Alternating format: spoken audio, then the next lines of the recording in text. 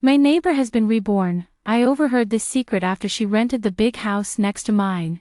It seems that in her previous life, she was betrayed by a scumbag and her best friend conspiring together. In this life, she secretly ran away and plans to hide here quietly, watching those people self-destruct.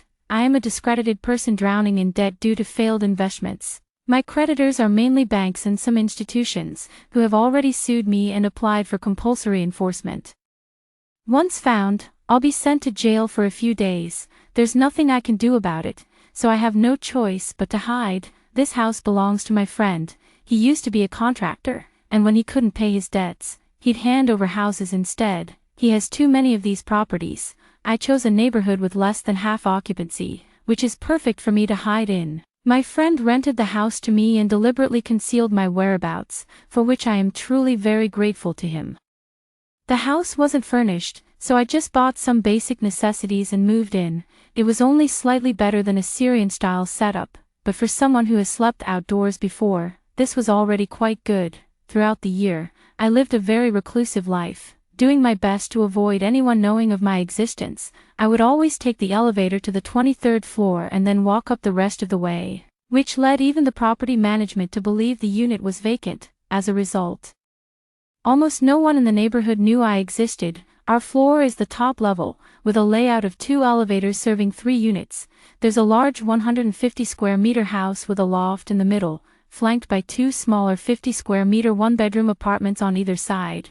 When she came to rent the place, she specifically asked if anyone lived next door and even knocked to inquire. However, even if I was home, I didn't answer her, because I didn't want anyone to know of my existence.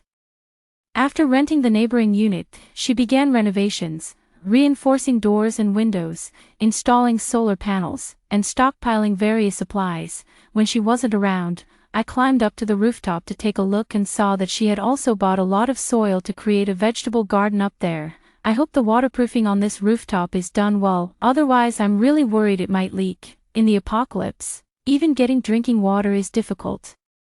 So I wonder where she gets the water for irrigation. From this, I've concluded that this apocalypse definitely isn't extreme heat or cold, nor acid rain.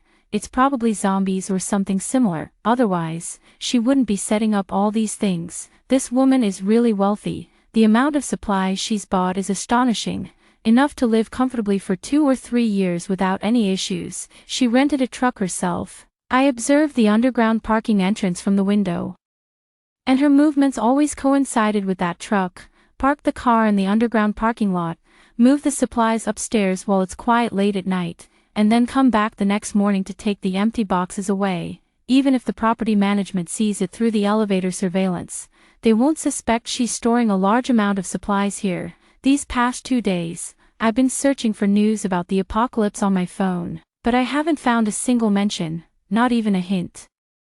It seems only the girl next door has been reborn. Or perhaps the government has suppressed all news about the apocalypse, which is why we haven't seen anything. Watching her make trip after trip to move supplies, I decided to make some preparations for myself too. Reinforcing doors and windows isn't necessary.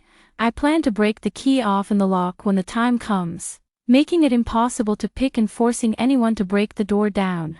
The layout of my place is special, with a hallway right outside the door, making it difficult to dismantle. This indirectly boosts my defenses. Moreover, I've allowed all kinds of advertisement flyers to remain posted for so long without ever tearing them down, further reinforcing the illusion that no one lives here. I suspect that when the time comes for looters to go door to door, they won't even consider targeting my place. I only plan to buy some supplies for myself. After all, what I'm purchasing are just food items, things I normally stock up on to minimize trips outside.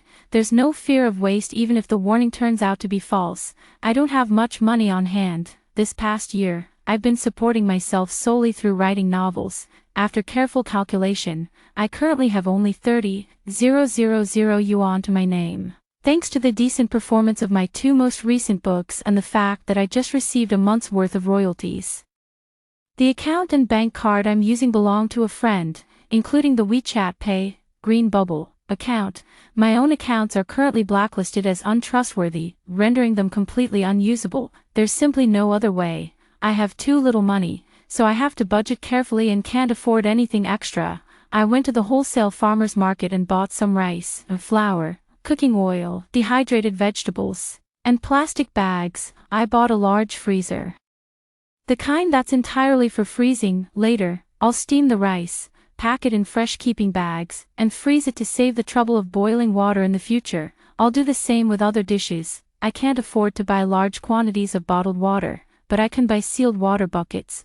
They're cheaper. I'll fill them with tap water at home and also bought a lot of drinking water purification tablets. With these, I won't have to worry too much even if the water quality deteriorates later. If it really comes to the end of the world, just surviving will be good enough. There's no room for being picky. Anything that doesn't make you sick is a good thing, considering the issue of load-bearing capacity. I didn't dare to stockpile too much water, so I had to make every effort to conserve it. For heating, I only bought 2 electric blankets. The reason for buying 2 was to have a spare in case one broke. Fortunately, although it's cold here, as long as we have heating equipment, we can withstand the harsh winter. The clothes and blankets from last winter are still usable this year, so I don't plan to buy more. As for anti-inflammatory and fever-reducing medicine, the prices at big pharmacies in the city are too expensive. I found a small pharmacy in the old town that doesn't accept health insurance cards, but the medicines there are very cheap. You can even buy drugs like Analgin and Antondyne injections. I didn't hesitate to buy some, simply because they're cheap and effective, even if they might sap one's vitality. Only the living have the right to say this. I bought some bottled vitamins again, just a few dollars per bottle. The price is low, but the effectiveness is not compromised at all. These are essential items. I bought myself a powerful self-defense weapon. This thing is very effective, whether against zombies or humans. As long as the other party doesn't have firearms or long-range weapons, they will almost certainly fear it. Of course, I hope I never have to use it. In the apocalypse, the scariest thing isn't necessarily the zombies or the weather, but the unfathomable depths of human nature. I bought some more gas canisters, the kind that restaurants used to use. Once the natural gas and electricity are cut off, these can be used for cooking, saving a bit. One canister can last about a month, or even longer. Finally, I also got some packaging materials from construction sites and various other miscellaneous items, which cost me 100 yuan. Honestly, I bought them on a whim, but later they ended up saving both me and my neighbors' lives. I didn't buy much, so it only took me 3 days to get everything sorted. After that, I retreated back into my house and had no intention of going out again. I'm very glad I made that decision because I noticed she had installed a surveillance camera at the door. If I were to open the door now, she would definitely spot me, and I don't plan on letting her find out just yet. In the days that followed, I returned to the same routine as before, eating, sleeping, and writing code, living quietly alone, almost unnoticed by anyone. Next, I downloaded plenty of movies and novels onto my computer, tablet, and phone, as these would be my main sources of entertainment in the future. Some might ask, with the apocalypse cutting off water and electricity,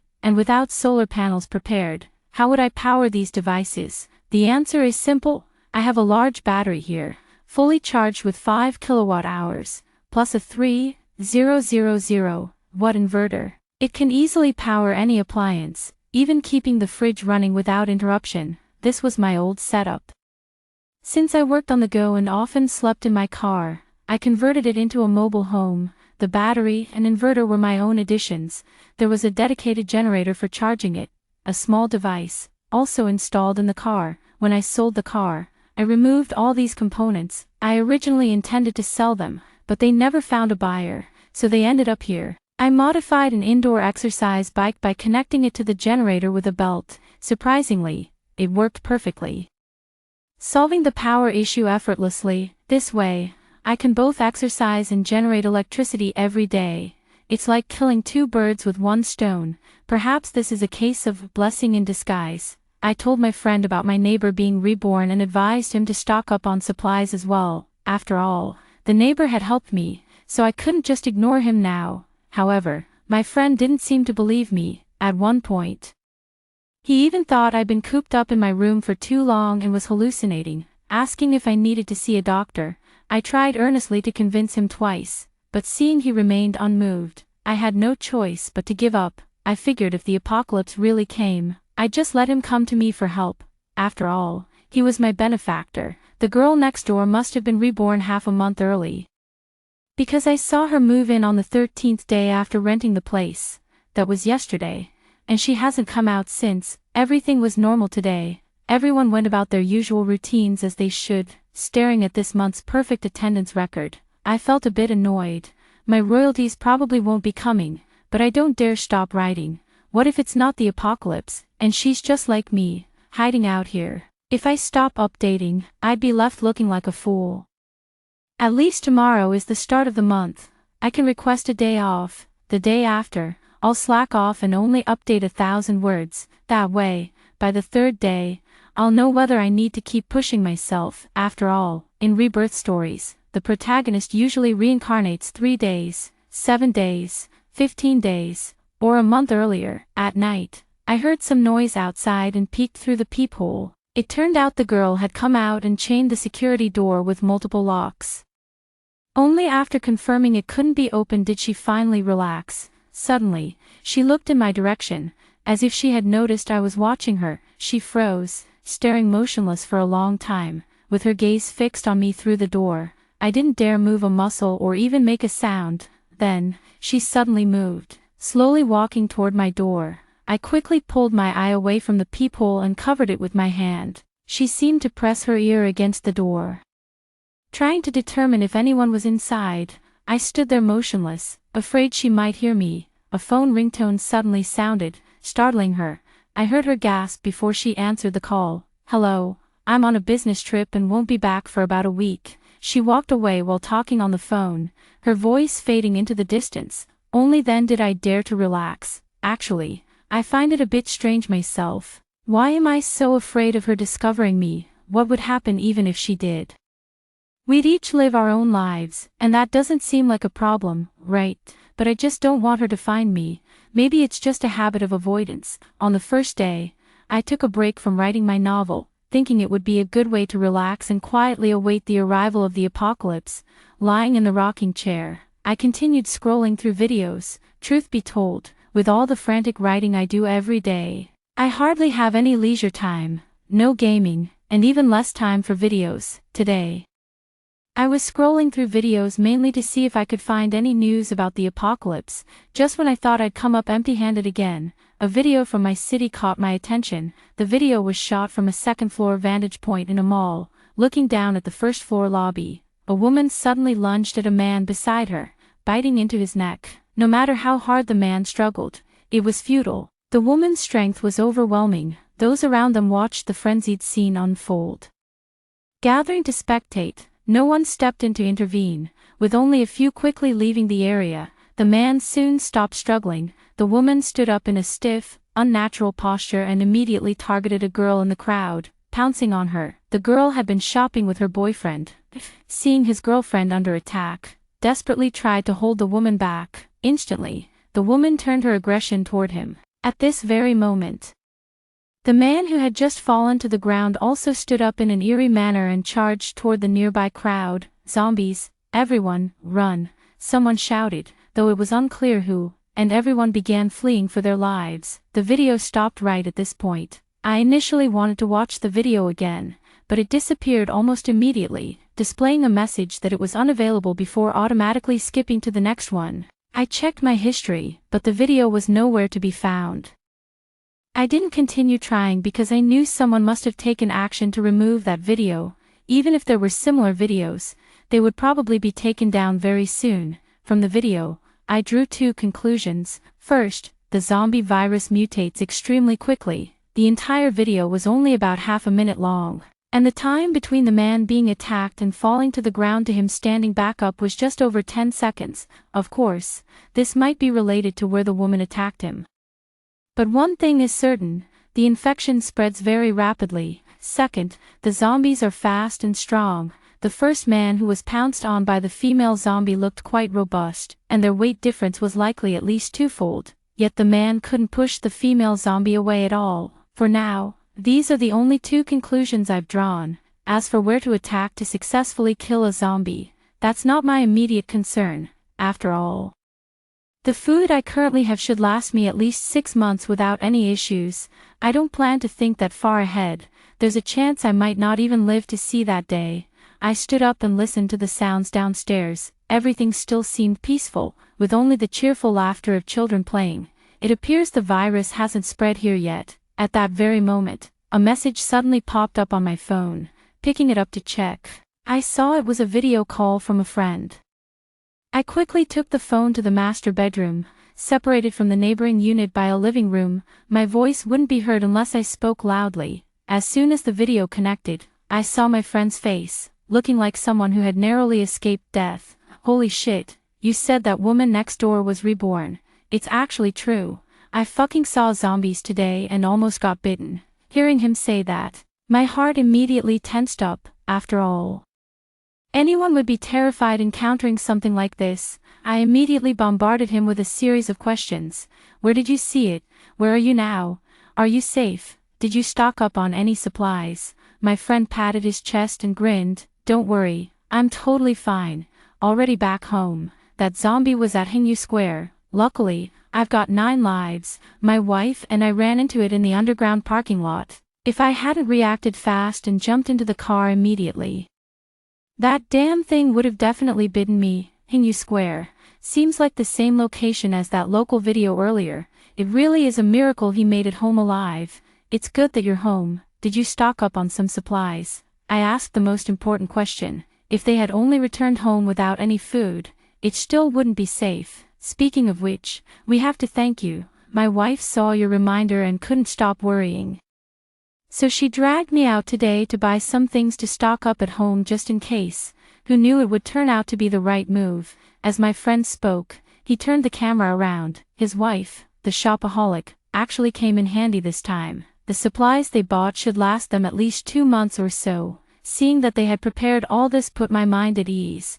They live in a villa area with relatively good security measures. As long as they don't take unnecessary risks, they should be mostly safe. After hanging up the video call, I went back to scrolling through videos, curious if there were any new updates. Similar videos were popping up more frequently, and it seemed even the authorities were struggling to keep up. Suddenly, a series of crashes and continuous screams erupted from downstairs. I rushed to the window to look outside. Sure enough, the zombies had spread to this area, though not inside the residential complex yet. The chaos was unfolding on the elevated highway next to the neighborhood. The crashes were from multiple chain reaction car accidents, while the screams came from people who had stepped out of their cars, unaware of the danger, only to be attacked by zombies. My apartment is near East Mountain, with a window facing east, giving me a clear view of the highway. The horrifying scenes of bloodshed were overwhelmingly gruesome, filling me with a mix of fear and nausea. I returned to bed and continued browsing videos, not to watch more zombie footage but simply out of boredom. I don't know how long I've been watching the videos, but the screams downstairs never stopped and had already spread throughout the residential area. I don't consider myself a cowardly person, but at this moment, I still feel quite shaken. I didn't go back to check the situation. Watching would only make me feel worse. There's nothing I can do or change, so there's no point. It suddenly occurred to me, I wonder how long I lasted in my female neighbor's previous life. Given my personality, I would definitely lay low at first, but once supplies were about to run out, I'd surely go out and fight for survival. I've always held on to the belief that I can't die a starving ghost, so I'd never let myself get so weak from hunger that I couldn't even think of a way out. I am a refined egoist. While I wouldn't do anything illegal, I might engage in unethical actions. This I firmly believe. The virus spread too quickly, leaving many unprepared. Initially, the authorities tried to downplay the situation, but they soon realized it was impossible to contain. By 4 p.m., multiple apps on my phone delivered the same urgent message. Recently, a zombie virus outbreak has been detected. All residents are advised to stay at home and await government rescue. Please trust the nation and the government. We will not abandon any citizen. Reading this message stirred something in me. No matter how dire the disaster, as long as our legal and political systems remain intact, I believe there is always hope. After the excitement, I also realized the severity of this disaster. The government had directly released the true information about the virus. If the situation weren't extremely dire, They might have downplayed it as something like suspected rabies to reassure the public, looking at the various supplies in the house. My heart felt much more at ease. I was grateful to the beautiful woman next door.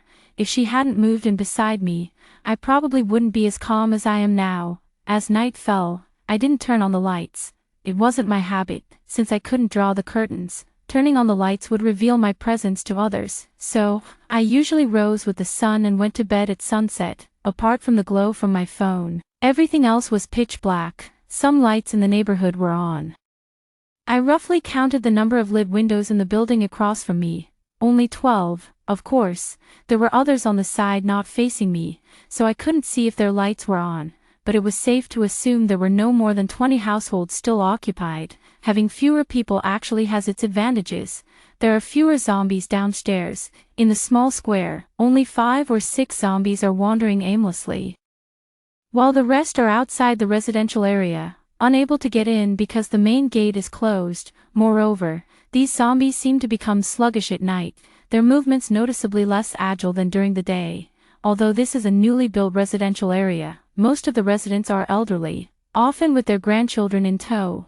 There are very few young and able-bodied people here. The elderly tend to stockpile supplies at home, so no one has ventured outside, and so zombies and humans began to coexist in harmony. For these 3 days, there hasn't been any water or power outage, and the internet has stayed connected. My daily routine now consists of eating, sleeping, playing with my phone, and exercising. Getting someone as lazy as me to work out is actually quite an achievement, but there's no other choice. I don't want to be completely out of shape when it's time to run for my life. I'd hate myself for that. I've stopped updating my novel.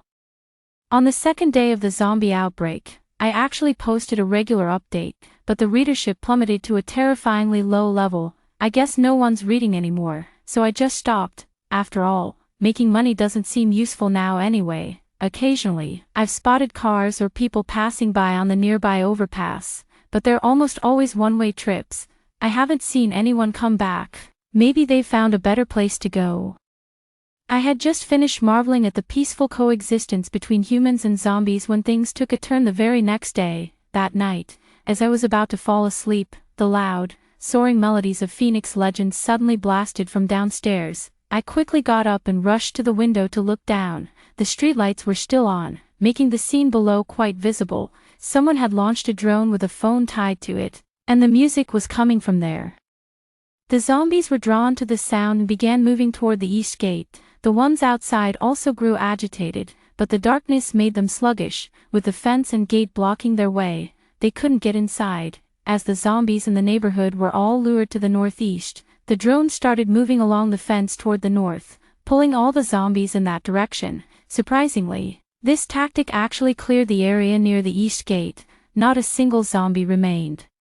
A unit door across the way opened, and a couple carrying a child rushed out, sprinting toward the east gate. The man held the child while the woman, with one hand holding the access card and the other the car key, swiped the card to open the gate while simultaneously unlocking the vehicle. The residential complex didn't allow vehicles inside, so they either had to park in the underground lot or on the roadside outside. The couple's car was parked right at the entrance of the complex.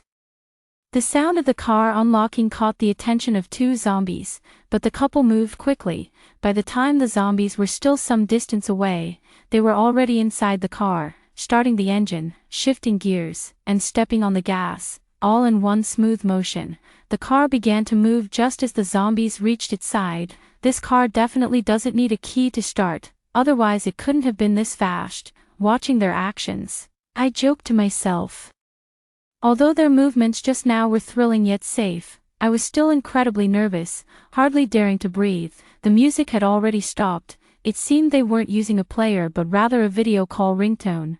As it ceased after playing for a while, the drone swiftly flew off in the direction of the car. Without the sound to attract them, the zombies reverted to their aimless wandering, meandering about leisurely. If it weren't for the bloodstains and missing limbs, they looked just like the elderly men and women scrambling for eggs at the supermarket entrance.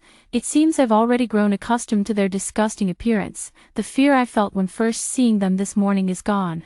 though a bit of nausea still lingers. I sat by the window for a while longer, trying to desensitize myself while also watching to see if anyone else would escape using the same method. About half an hour after that family of 3 left, a car came speeding out of the underground garage. I couldn't tell which building they were from or what method they used, but they managed to get out. After another long interval, 5 cars rushed out one after another. Perhaps the underground garage was relatively safe, so those who parked their cars there could escape. The cars attracted some zombies as they emerged, but not many, because the vehicles drove away immediately after exiting, not drawing too much attention from the zombies.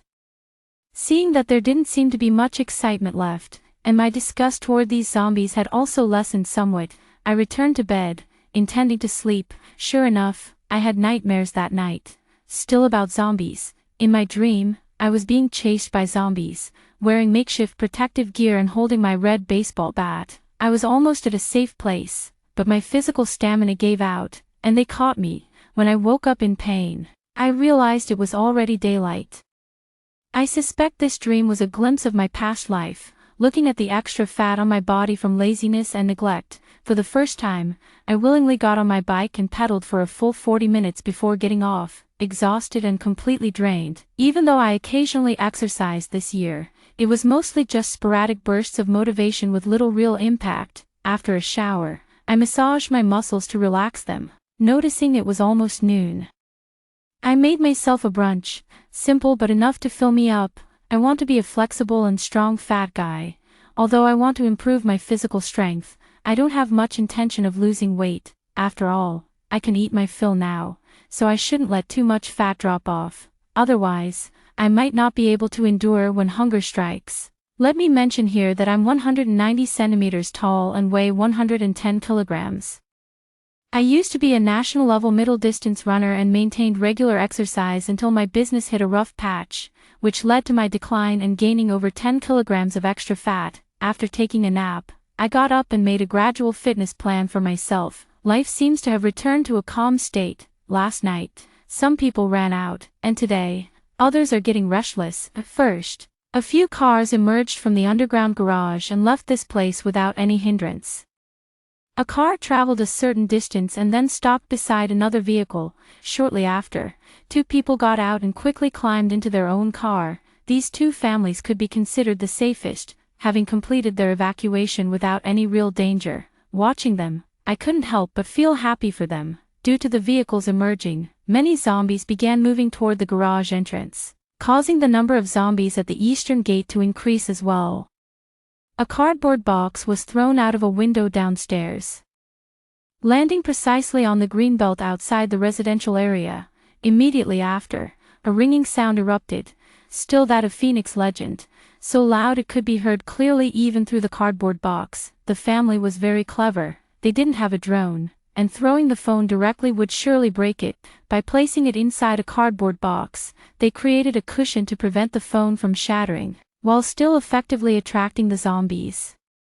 I couldn't help but give them a mental thumbs up. Indeed, there's always a way around difficulties. The zombies were once again drawn to the north, but since the phone wasn't thrown very far, they ended up a bit closer to the car door. This definitely increased the danger level significantly. Soon after, the couple downstairs quietly made their move. Knowing the zombies were nearby, they moved very carefully. They only unlocked the car door after reaching the vehicle, and surprisingly, they didn't attract the zombies' attention at all. The undead remained fixated on the music. However, after getting into the car, they didn't leave immediately. Instead, they stopped the music and played it again. Soon after, another couple emerged from the far end of the building, also carrying a child. It seemed that the successful escape of the first 2 had given them confidence. Though this couple moved cautiously, they weren't as silent, just as they ran out of the neighborhood gate.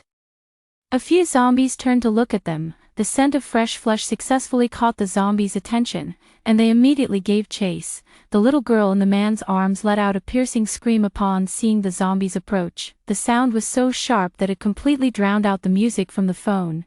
In an instant, all the zombies were drawn to them and immediately pursued once they spotted their target. Their car was still some distance away, and they could only desperately increase their speed. However, the little girl's screams didn't stop. and combined with the scent of fresh blood, it was like a magnet for the zombies. The zombies became frenzied, roaring as they also sped up. Moreover, among them were several zombies transformed from young people, whose speed was noticeably faster. In just a few breaths, they caught up with the woman. One zombie instantly pounced on her, knocking her down hard. The woman didn't even have time to scream before she was overwhelmed by the zombies. "Mommy, wah!" The little girl let out another piercing scream as she saw her mother being tackled by the zombies. The precious time her mother had bought with her life was wasted just like that.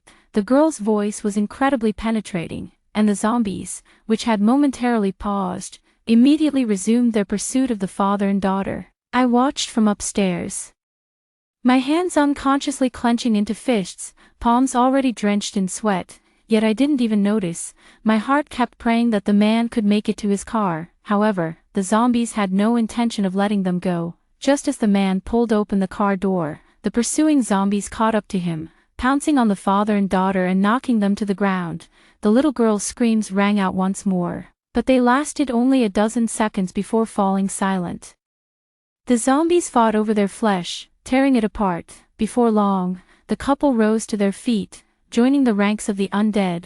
The little girl didn't get up. She couldn't. Perhaps her flesh was too tender, for she had been dismembered by the zombies, her arms and legs torn off. Watching this scene, my heart ached with pain. Just a minute ago, it was a happy family of 3, but now they couldn't even remain a family of 3 anymore. I don't know how many people have witnessed this scene, but from that moment on, no one ever attempted to leave again. The entire neighborhood fell into an eerie silence. Back in bed, my heart remained heavy with regret. Hindsight made me wonder, if the couple had covered the little girl's eyes with something, could they have successfully escaped? Or if the little girl had been more sensible and hadn't screamed, perhaps at least 2 of them could have gotten away. Actually, this incident might not necessarily be the little girl's fault, and that couple probably wouldn't blame her either, but deep down, I do feel a bit resentful toward her. If it weren't for her scream, there was a high chance they could have escaped. Perhaps I really am just a refined egoist, always choosing the option that benefits me the most. In the days that followed, I stopped looking out the window. No matter what happened, I didn't want to see anymore, because I couldn't bear to witness something like that again. In the following days, it seemed someone else managed to escape through the underground garage. I heard the sound of a car driving off, but one day, a car crash suddenly occurred. The car wasn't badly damaged at the time, but the person in the passenger seat immediately opened the door and ran away. The car didn't move again, and even with the door open, no zombies went in to attack the driver. He must have already turned. I suspect someone lured the zombies into the garage. They were attacked when they entered, and the driver was injured. Although those 2 got into the car, he still turned, which caused the crash. This seems to confirm my theory. No more cars have come out of the garage since that accident. A week later, the power went out, much sooner than I expected. I quickly checked the water supply, filled all the containers, and took a shower to enjoy the last moments of cleanliness. After finishing up, I went to assemble the generator so that it could generate electricity during exercise. The household appliances couldn't afford a power outage just yet, as there was a lot of frozen food inside. Not long after the power went out, the internet was cut off as well. This was expected and didn't come as a surprise. Anyway, I had already downloaded plenty of novels and movies, which would still serve to pass the time. The water supply was cut off relatively quickly too. From that point on, I said goodbye to bathing and washing my face. These were wasteful behaviors.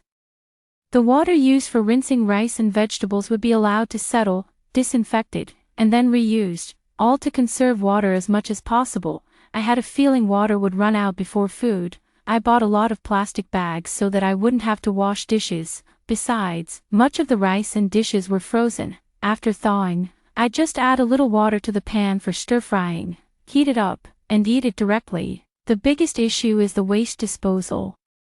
I didn't buy cat litter because I couldn't spare the money, so I still use plastic bags to deal with it, placing them over the trash can, tying them tightly after use, and sealing them. It looks disgusting, but there isn't much smell, and with the exhaust fan running, it's not a big problem. Suddenly, I felt that the saying, "a living dog is better than a dead lion," might not always be true. But I quickly comforted myself. Given the limited conditions, my situation is just a bit unsanitary and gross, which is still much better than what some people are going through. Judging by the amount of supplies my neighbor has stockpiled, I don't think this disaster will pass easily. I might as well hunker down quietly. Life continues, albeit in this disgusting way. After living like this for about half a month, I realized that if I hadn't already endured a year of isolation before this, I'd probably be on the verge of breaking down now. Being completely alone, with nothing to do but read novels and watch TV, is unbearable, even during the pandemic back then. Except for the first year when I was stuck at home for a longer time, I was out and about the rest of the time. At one point, my travel history showed 20 cities. I was even afraid to show it to others, worried they might lock me up, but back then, I had family for company and the internet for entertainment. It somehow felt much better than now. I can't help but envy the girl next door. Her place is huge, and she can even go up to the rooftop to get some fresh air. Seems pretty nice. My little home feels a bit cramped in comparison. Days pass by, calm yet dull. It's been half a year since the zombie outbreak. No one in the neighborhood dares to venture outside anymore, and the streets are completely empty. After all, no one wants to go out for a stroll in such a dangerous environment. Except for the zombies, those who can still survive now must have secure shelters and sufficient supplies, though the source of these supplies is unknown. On this day, a drone suddenly appeared outside. I heard its buzzing sound as it slowly ascended from downstairs, and a bad premonition struck me. I quickly hid and observed the drone's movements from the shadows. It flew up to my window, gradually moving closer as if trying to see inside. At that moment, the construction coverings and clutter I had set up successfully served their purpose of deception. The person observed outside the bedroom and living room windows, then left directly. Their departure didn't put me at ease. In fact, it made me even more nervous. I couldn't shake the feeling that something bad was about to happen. Of course, I kept trying to reassure myself that I was overthinking it. After all, drones can't fly very far. And maybe it was just someone from the same neighborhood seeking help. But reality was cruel. That very night, a heavily armed vehicle arrived at the entrance of the neighborhood. First, they used a drone to dangle a piece of bloody meat and lure the zombies away. Then, 4 people got out of the vehicle, armed with machetes and axes, and effortlessly slaughtered the remaining zombies lingering nearby. They didn't break the gate of the residential area but instead got out of their vehicle, climbed directly over the gate, and entered the compound. The number of zombies inside the compound wasn't large, and they were no match for the group. In no time, they were all wiped out. Then, the leader took out a piece of paper, examined it carefully, and used a flashlight to check each house one by one. As if searching for a target, I noticed the flashlight beam lingered on the window next door for a moment. They must have realized someone was living there, which gave me a bad feeling. However, they didn't go to the neighboring building first. Instead, they headed to the building in front of us, where one household had been marked by them. I remember that family seemed to have $0 shopped for some supplies on the very first day. They must have held out until now. During the daytime drone activity, they responded, so the other side likely confirmed there were people there. Their method of entry was simple. They smashed the window of a first-floor apartment, entered through it, and then went into the hallway through the front door. This way, as long as they closed the apartment door, the hallway remained a relatively safe environment. About 15 minutes after they entered, a woman's scream came from the opposite building. It was unclear whether she had jumped or was pushed. I didn't go to look because I was afraid of exposing myself. Not long after, those people came downstairs cursing and swearing, this time heading straight towards our building. As I heard the sound of glass being shattered downstairs, I quickly took out the powerful weapon I had prepared and peered through the peephole on the door. After a while, the fire door was forcefully pushed, followed by the sound of a man's voice. "Big bro, this unit door is chained up. There must be someone inside. Damn it, then why aren't you hurrying up and getting it open for me? You waiting for me to do it?" Another man's angry voice rang out, accompanied by the sounds of 2 others hastily agreeing. They had brought professional tools. After prying the fire door open a crack, it took them just a little time to cut through the chain. As the chain fell, the fire door was successfully opened. The 4 men walked into the hallway, and the leader pointed at the newly replaced door in the middle. "This is the one, Baldy, show us your skills. Got it, boss, the man called Baldy responded, immediately pulling out his tools to pick the lock.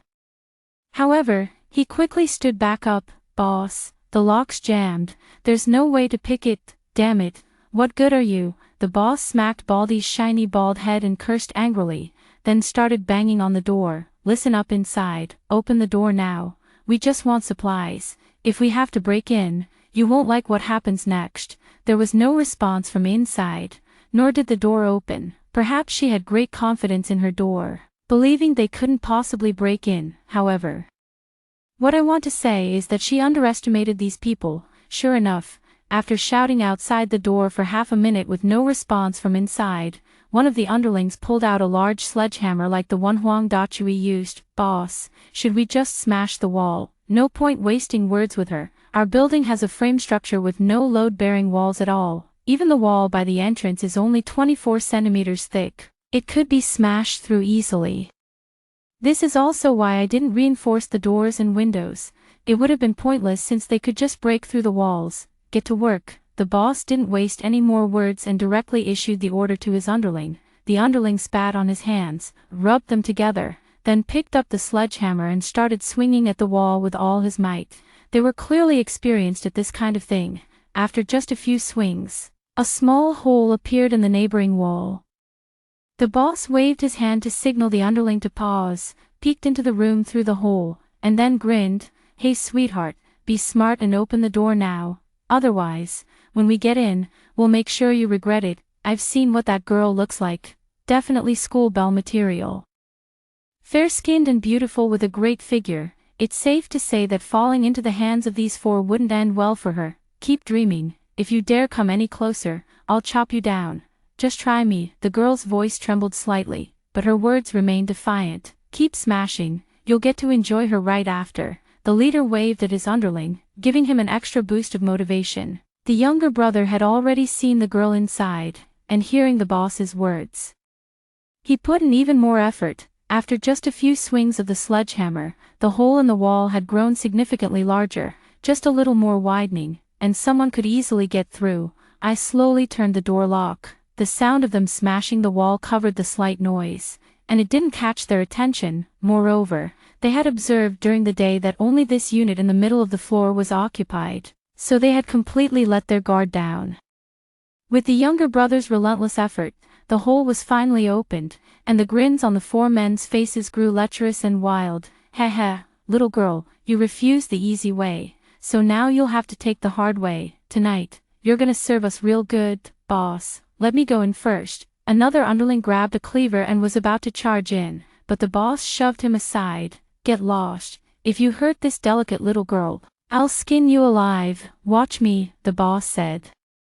Walking in with a fire axe, the girl seemed to raise her knife and slash at him, but the boss stepped back slightly and then swung the axe, knocking the knife out of her hand. The gazes and attention of all four men were fixed on the girl, with no one noticing my presence. I knew the moment had come. I swiftly opened the door, grabbed my 16-inch professional chainsaw, and charged at the four men, flipping the switch in one smooth motion. I swung it into action. Aw, aw, aw, aw.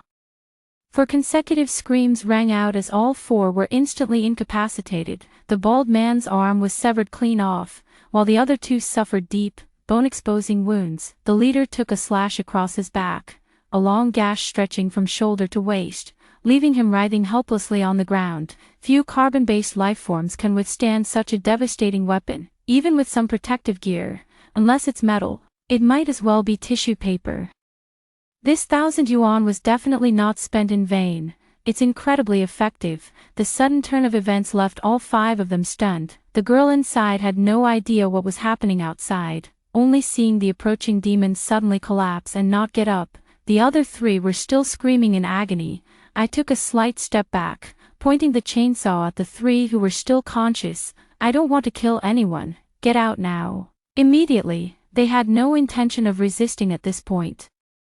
After all, my burly physique alone was hard to deal with, and they were all severely injured. The weapon in my hand was no joke either. Yes, yes, yes, we'll get out of here right away. The two less injured underlings immediately nodded in agreement and moved to help their boss up. Wait a minute, all three of you, back into the stairwell. I suddenly raised the chainsaw, forcing them to retreat.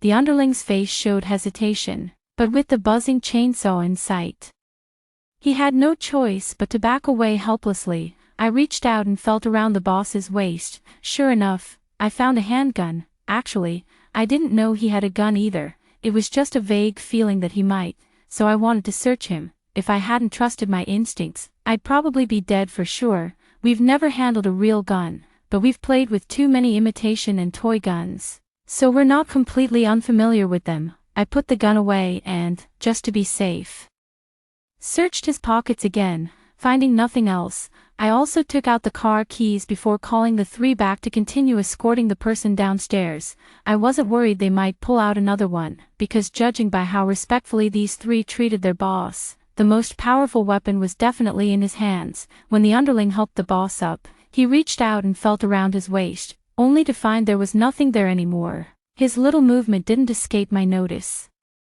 Looking for the gun, I asked, and no, at my words, the two underlings nearly stumbled down the stairs. Their biggest trump card had already been taken by me, and now they could only obediently let me have my way. I maintained a safe distance from them and then turned off the chainsaw, because the leader was likely in shock at that point. It would take a long time to crawl to the first floor, and I was worried that if the chainsaw ran out of power, they might suddenly revolt. The three of them did have that idea, but unfortunately, I was too vigilant. Without firearms, the power gap between us was too great, and they had no choice but to submit. I couldn't bring myself to cross the line of killing, so I had to drive them out. In any case, given their condition, surviving after leaving here would be nearly impossible, but if they died later, I wouldn't feel guilty about it. The leader remained silent and motionless the entire time, but I kept telling myself that he was just in shock, not dead. The bald guy was also losing too much blood and couldn't hold on much longer. Under my insistence, the two underlings had no choice but to carry one person each, struggling to make their way downstairs. Finally, just before the boss and the bald guy breathed their last, the four of them managed to make it out of the building entrance. How did I know the boss wasn't dead yet? Because I heard his groans. It seemed the pain had jolted him out of shock. I wasn't in a hurry to go back upstairs. Instead, I stood at the entrance and waited for a while. Only after hearing the screams did I slowly start climbing the stairs, chainsaw in hand. Like I said, I'm a refined egoist. I won't kill anyone myself, but that doesn't mean I'd let them walk away alive. After all, I can't afford to leave any risks behind. I can say that if I hadn't been so careful to hide all this time, there's a high probability the two of us would be the ones dead today. When I returned upstairs, the girl next door was waiting for me at that broken hole. Actually, while walking up, I kept wondering if she would lock me outside the security door. After all, I had just killed all those people right in front of her, but clearly, I bet correctly, she wasn't a heartless person. Are you okay? I tried to keep my tone calm and harmless, while discreetly hiding the chainsaw behind my back. Although I had shaken it off on the way here, there were still bits of flesh and bloodstains on it. I wasn't sure if that would affect the chain's performance. I'm fine. The girl shook her head at me. Thank you so much today. If it weren't for you, I might not have made it. Truth be told, she had truly reached a point of despair earlier. To avoid being violated by those four, she had even considered jumping out the window. It's all right, as long as you don't blame me for acting too late. Even though I had a weapon, I didn't have the confidence to deliver a fatal blow, so I didn't dare to act recklessly. Looking back now, it's actually quite frightening. If I hadn't kept my cool and acted rashly, especially with the other person armed, chances are I would be the one lying here now. Hearing this, the girl shook her head again. Understanding my reasoning, my name is Sue, shall we? May I ask what your name is? Ligia, your neighbor. We gave each other a brief self-introduction. Seeing that neither of us had the intention to invite the other inside, I prepared to leave. However, before going, I needed to confirm our mutual safety first. Do you still have any chains in your room? Use them to lock this door. Let's rest tonight and figure out how to deal with these things tomorrow. Yes, I'll lock it right now. Sue Shelby nodded and quickly found 2 new chains from the room, then went to secure the fire door again. I picked up some bricks from the ground. They were the ones shattered by those people earlier, and wedged them between the fire door and the wall. There weren't many, but they were just enough to block the fire door, preventing it from being opened from the outside. Unless they smash the wall or break the fire door again, there's no way they can get in from here this time. The night passed without incident. I didn't bother with how Sue Shelby was doing. In any case, I slept quite well, completely unbothered by the whole affair. The next day, I went to the 17th floor and carried up the unused hollow bricks and tiles from their apartment. I stacked them under the fire door, creating a brick barrier connected to the wall. This completely sealed off the fire door. If anyone tries to force their way in again, they'll have no choice but to dismantle the door. I simply patched up the big hole in Sue Shelby's house again. Due to the water shortage, there wasn't much cement mortar available, so this wall is just for show. It offers almost no defensive capability. When I finished my work, she invited me into her fortress. From yesterday until now, I hadn't proactively asked to go inside, and her wariness toward me had significantly diminished. To be honest, being wary wouldn't have helped. I currently have 2 powerful weapons at my disposal. If I had any ill intentions, her chances of resisting would be minimal. After looking around, I have to admit this woman is incredibly good at hoarding supplies. The room has only a tiny space for movement. Everywhere else is packed with shelves and stockpiled goods. She had already prepared the hot pot ingredients. I'm not someone with a particularly strong appetite, but at the sight of the steaming hot pot, I couldn't help but swallow my saliva. In this post-apocalyptic world, being able to enjoy a warm hot pot meal is nothing short of bliss. Brother Je, what flavor would you like? Spicy beef fat, tomato, or mushroom broth? She placed the hot pot soup bases in front of me for me to choose. I'm not picky and can handle spicy food. You choose. I'm fine with anything. I waved my hand, signaling for her to decide. Sue Shelby nodded, picked up a spicy beef fat soup base, tore open the packaging, and added it to the pot. She was using a portable gas stove, which was much more convenient than my gas burner. When did you move in? I always thought no one lived next door. Sitting in silence was a bit awkward, so she casually brought up a topic, one she was genuinely curious about. She found it hard to believe that in a house with such poor soundproofing, I managed to make no noise at all. I've been living here for a year, long before you arrived, but I'm a bit of a social recluse and prefer not to interact with people. Which is why I didn't answer the door when you knocked that time. I didn't want to dwell on the past, so I made up a simple lie. The truth is, the money I owe is to the bank, and it's only because of the downturn in the livestock industry that I lost money. I haven't done anything morally wrong. Alright, actually I had a feeling. Several times I just sensed someone was in your room, but since I never saw you, I gave up. We continued chatting for a while after that. I'm not very good at talking to women, but fortunately, she wasn't the overly sensitive type, so the conversation flowed. Do you know when this disaster will end? I asked a question that had been weighing on me as we were finishing our meal. Hearing my question, Sue Shelby's movements noticeably stiffened for a moment, but she quickly composed herself and shook her head. I don't know how much longer we'll have to hold on. I've stocked up on food for 2 years, just in case. I know about your rebirth, and I won't tell anyone. I just want to know how much longer we have to hold on before we can see the light at the end of the tunnel. I decided to address the matter directly. The idea of rebirth is bizarre, and she thought she had kept it well hidden, so my revelation startled her. But she quickly composed herself again, shrugged her shoulders, and said somewhat wishfully, I really don't know. In my previous life, I only lived for 3 months before I was betrayed and killed by that scumbag and my so-called best friend. I have no idea what happened after that, so I prepared supplies for 2 years just in case. Hearing this, I nodded silently, sighing inwardly. It seems we're in for a tough battle. Waiting without hope is the hardest part, and who knows how many more twists and turns lie ahead. In the days that followed, the two of us began to share resources, or more accurately, I started mooching off hers. My own supplies were nearly exhausted, so I had no choice but to rely on her food. She reassured me outright, telling me to eat without worry. After all, I had saved her life, and the fact that she could still hold on to these resources was already a stroke of luck. Since I came along, she actually became more relaxed, as I took over all the miscellaneous tasks. After all, It wouldn't be right to eat someone else's food and then expect them to serve me too. Another 3 months or so passed, and we didn't encounter any search teams. Perhaps everyone knew our neighborhood had a low occupancy rate and wasn't worth looting, so no one bothered to come. That day I was taking some fresh air on the rooftop. The high surrounding walls blocked the view from below, so as long as I didn't get too close to the edge, no one passing by would spot me. The air didn't smell great, but I still enjoyed coming up here to look around whenever I had the chance. Suddenly, the roar of a helicopter startled me, and I quickly ducked back inside. Sue Shelby also heard the noise and hurried over to me. "Brother Je, what's going on?" she asked. "Stay here and don't move. I'll go get the weapons," I said, patting her arm to reassure her before quickly leaving. We had planted some crops on the rooftop, which would be easily visible from the air.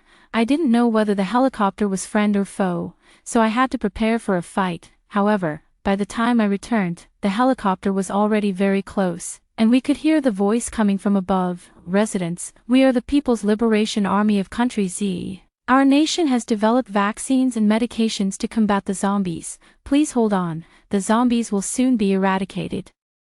Hearing this announcement, Sue Shelby and I exchanged glances, both seeing excitement and joy in each other's eyes. This was truly uplifting news, bringing hope to our desperate lives. We embraced each other in excitement, with her clinging on to me, laughing joyfully. Actually, although we've had many interactions over these 3 months, we've never done anything inappropriate. This is the first time we've been so intimate. The plane dropped a box when passing over each rooftop.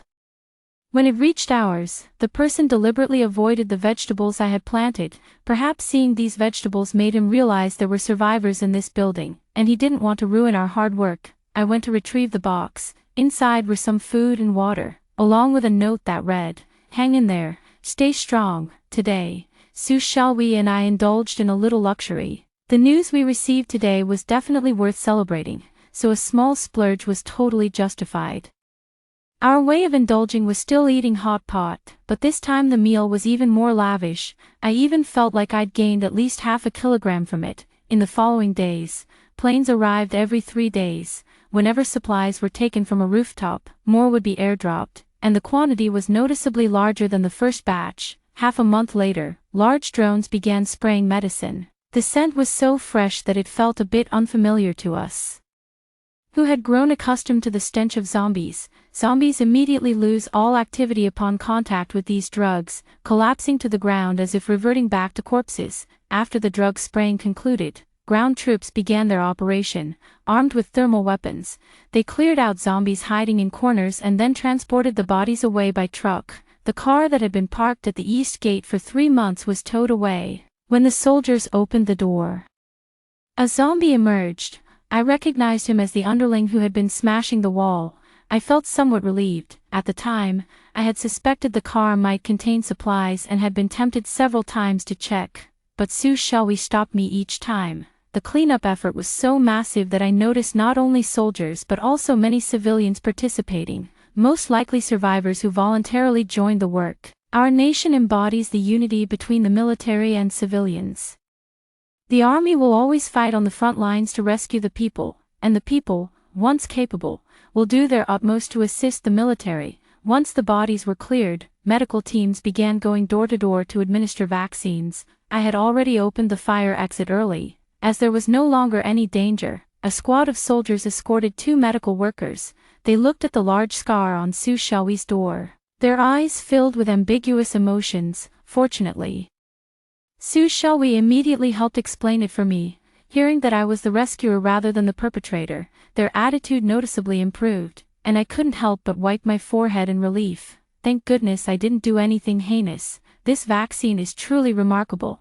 After injection, zombies will actively regard humans as their own kind, even face to face. They won't launch an attack.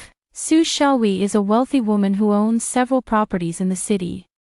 She sold most of them to stockpile supplies, keeping only 2, one inherited from her parents and the other used to trap her unfaithful ex and her backstabbing best friend. We moved the remaining supplies to her place, and she temporarily took in me, who had nowhere else to go.